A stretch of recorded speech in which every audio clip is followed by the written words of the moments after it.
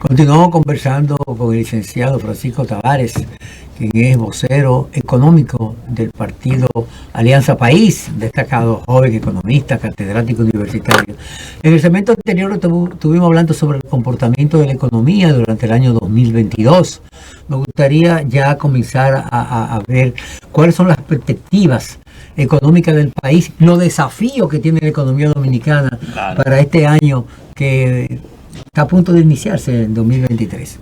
Bueno, las perspectivas con respecto al crecimiento de la actividad económica en nuestro país es que crecerá alrededor de un 5%. Eso ya lo han establecido el Fondo Es un comportamiento ya histórico. Es un comportamiento, yo digo, orgánico. O sea, ese es el crecimiento potencial de la economía. O sea, si no se hace nada, el crecimiento será 5%. 5%. O sea, eso es algo, un crecimiento tendencial.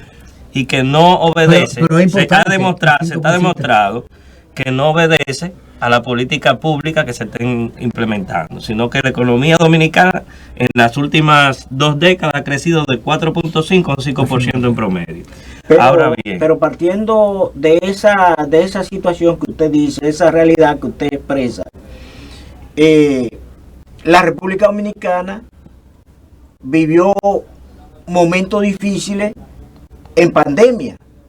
Y por otro lado, la crisis internacional provocada por la guerra de Rusia a Ucrania, los problemas de Estados Unidos metidos. Entonces, sin embargo, el informe del Banco Central, ¿verdad?, y los organismos internacionales explican de que este año se cerrará en un 5% de beneficio, digo, desde luego, de crecimiento de la macro. Claro. Pero eso es como señala Francisco, es un comportamiento histórico. Claro, afectado, hay situaciones internacionales que influyen y determinan también. Sí, pero en otros países no ha sido así. No, claro. Sobre todas las cosas de la región. En la región no, porque es un comportamiento ya casi estanco del país. Sí, ese es por... Explícanos eso. Lo que sucede... que maneja esos numeritos. Lo que sucede es que la economía dominicana, si vemos el comportamiento de la tendencia del crecimiento en los últimos, digamos, 2 décadas, ha sido alrededor del 4.5, 5%, aunque han ocurrido, como en el año 2008, en el 2014, en el año 2020, elementos que han incidido en esa tendencia y que han aminorado o desacelerado el crecimiento. O sea, no es que la economía dominicana no haya crecido, sino que en esos años, por embates de eventos geopolíticos a nivel internacional, ha afectado, y económicos, como fue la crisis financiera del año 2008-2009, que han afectado esa tendencia. Y la pandemia del COVID. Y la pandemia del COVID, en 2020, digamos que la política... a 1.5, o sea... La economía decreció 6.7%, se cayó 6.7% en 2020. Pero evidentemente que eso es algo normal, porque prácticamente toda la economía durante unos 5 o 4 meses, pues funcionó de manera restrictiva, es decir, con una movilidad un poco constreñida de parte de la población, y eso afecta a la economía. Bien, pero ¿qué nos espera para el año 2023 a la economía dominicana? Bueno, estamos viendo que las remesas tienen un comportamiento muy dinámico. Estamos viendo las inversiones extranjeras que también crecerán en este año. El Banco Central ya tiene un pronóstico de que se podrían remontar a 2.800 millones de dólares. Las exportaciones en más de 12.000 millones de dólares. El asunto que tiene que ver con las remesas, más de 10.000 millones de dólares, es decir, y el turismo, los ingresos por turismo serán más de 7.000 millones de dólares. Es decir, que estamos hablando de las 4 fuentes principales de divisas del país están dinámicas y en crecimiento. Y eso es lo que ha llevado a la apreciación del peso dominicano. Esa es la principal razón. Y la otra es la restricción monetaria que está aplicando el Banco Central, que ha estrechado el diferencial de tasas de interés entre la Reserva Federal y el Banco Central, que no ha hecho que las inversiones en activos financieros dominicanos no emigren hacia Estados Unidos. Se han permanecido en la República Dominicana. Y esos son elementos que debemos tomar en cuenta para la perspectiva de 2023. ¿Y cómo ha influenciado también la minería en el caso de la exportación de oro, que ha mantenido un precio muy bueno a nivel internacional? Bueno, el sector minero, los aportes. El sector minero actualmente no ha estado tan dinámico en términos de aporte en el Producto Interno Bruto, en el valor agregado. Si vemos el último informe del Banco Central, el último corte, el aporte fue al valor agregado, es decir, el crecimiento del sector minero en el PIB fue menos de, yo creo que hasta negativo fue. Porque eso depende mucho. ¿Por debajo de las telecomunicaciones? Sí, por debajo de las telecomunicaciones, porque el asunto es que la minería está muy centrada en una sola empresa. Y cuando esa empresa tiene, digamos que la minería requiere de mucha inversión y recambio de maquinarias, equipos, etcétera. Y cuando eso sucede, se ve afectada la producción.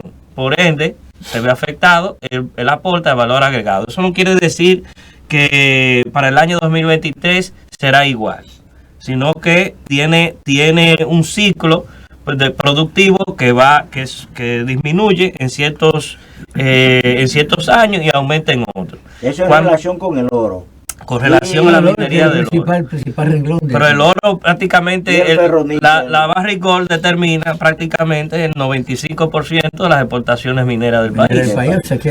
Lo otro lo aporta la Falcon Bridge, qué sé yo, quizá el Unigol, que tiene algunas empresas pequeñas acá de mineras, pero no son tan determinantes como el hecho de Pueblo Viejo y Barrick Gold en este caso. O sea que la minería, yo diría que yo no soy fan, déjeme decirle, de las economías que se apoyan en la minería. O sea, la minería nunca ha sido un modelo de apoyo al crecimiento de los países, a menos que sea petróleo.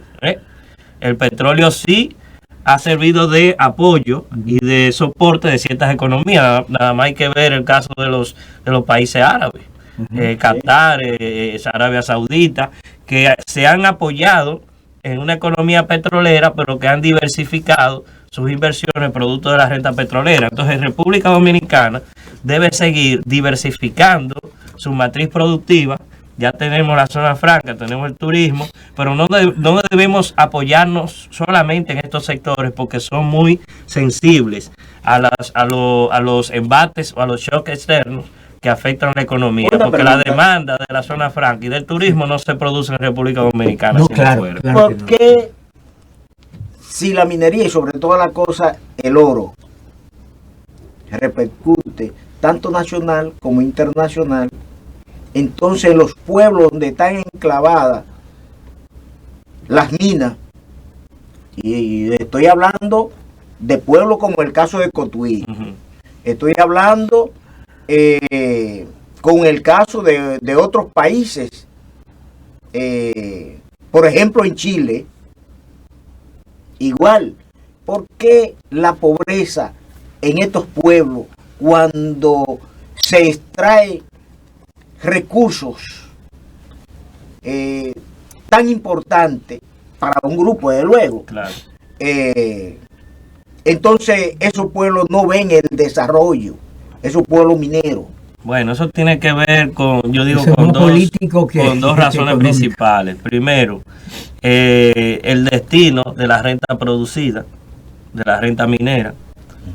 Según la ley minera, hay que destinar el 5%. De la renta minera al desarrollo de esos pueblos, en infraestructura, bienes y servicios públicos, etcétera. Y eso puede influir en la calidad de vida de los municipios. Sin embargo, nuestras alcaldías también tienen unas debilidades estructurales, que si usted le pone, en el caso de Cotuí pasó que le pasaron unos recursos a la alcaldía y no supo qué hacer con ellos, incluso no se sabe de esos recursos. Entonces el Estado debería darle seguimiento a esos casos. Claro. Sin embargo, hay que tener en cuenta también que los empleos que genera la minería no están captando recursos humanos nacionales. Primero porque son, ¿cuáles son los empleos realmente remunerados en la minería? La ingeniería geológica, ingenieros mecánicos, ingenieros, y este país no tiene una oferta, este país no tiene una oferta académica, no tiene una oferta en capital humano que pudiera ser absorbida por la minería. ¿Qué tiene que hacer Barrigol? Traer peruanos, traer chilenos, pero en el caso de Cotuí, específicamente Cotuí, Uteco, anteriormente ITECO, prepara geólogos, la única universidad que por instrucciones de Ramón Flores García, en su penso, en su oferta, instauró, desarrolló la minería, lo técnico e ingeniero geólogos.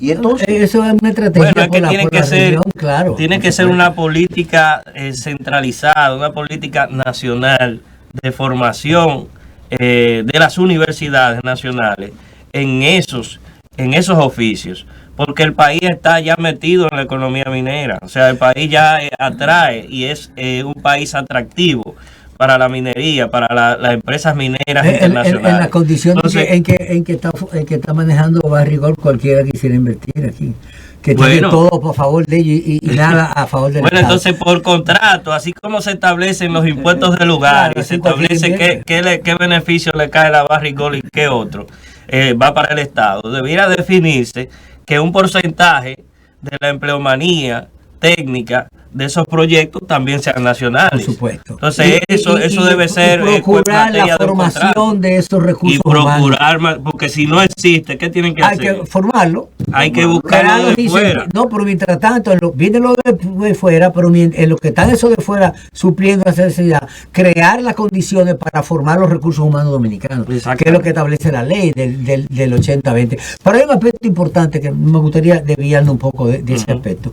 Usted estuvo hablando de las perspectivas económicas para el año que viene y hablaba de que todo luce que el crecimiento se va a mantener alrededor de un 5%. Sin embargo, hay muchas voces internacionales que auguran una crisis profunda en la economía a partir del próximo año, incluso de países europeos como Alemania, Inglaterra, que pueden caer en una situación de deflación, o sea, que crea una situación muy, muy complicada.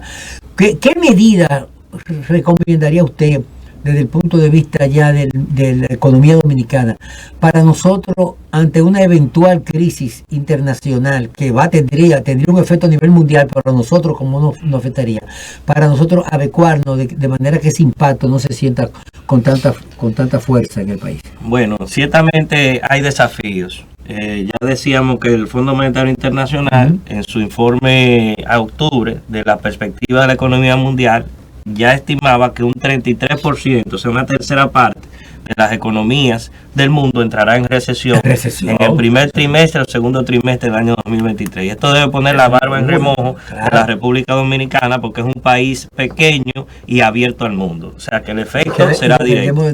Y en el caso de Estados Unidos, que será probablemente uno de esos países, al igual que China, que es lo que mueve la economía mundial, son los motores de la economía mundial actualmente. Entonces hay que ver cómo eso va a afectar el flujo de turistas hacia la República Dominicana, las remesas, por una peores perspectiva del mercado de trabajo y por ende de las inversiones extranjeras. Entonces, ¿qué debemos hacer nosotros?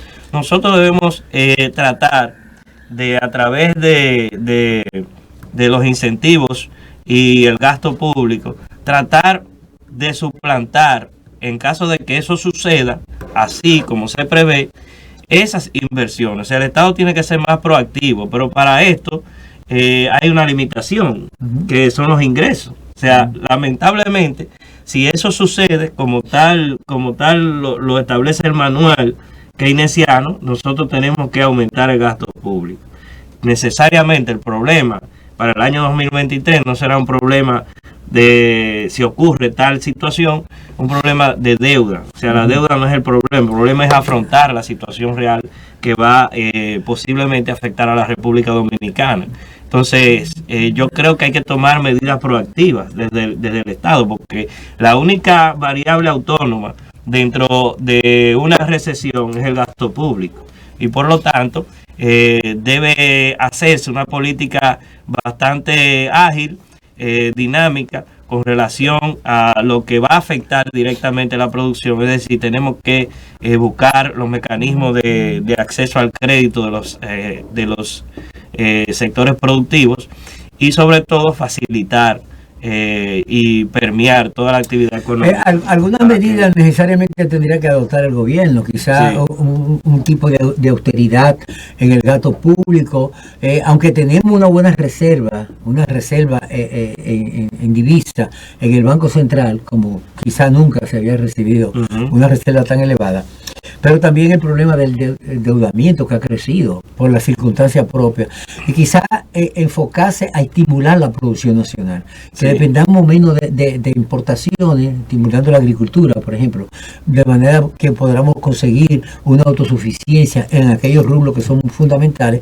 Y quizá con ese tipo de medidas y otras que se podían adoptar, quizá el país pudiera enfrentar lo que evidentemente va a ser un año con mucha situación difícil en la economía mundial. Bueno, lamentablemente nos agotó el tiempo, licenciado, y realmente son temas tan interesantes, claro, que despiertan tanto entusiasmo, pero lamentablemente tenemos limitaciones de tiempo. Así que agradecemos al licenciado Francisco Tavares, quien es economista y consultor, vocero económico del partido Alianza País, por participar esta noche en Pulso Nacional. Ustedes no se muevan porque hay mucho más en Pulso Nacional.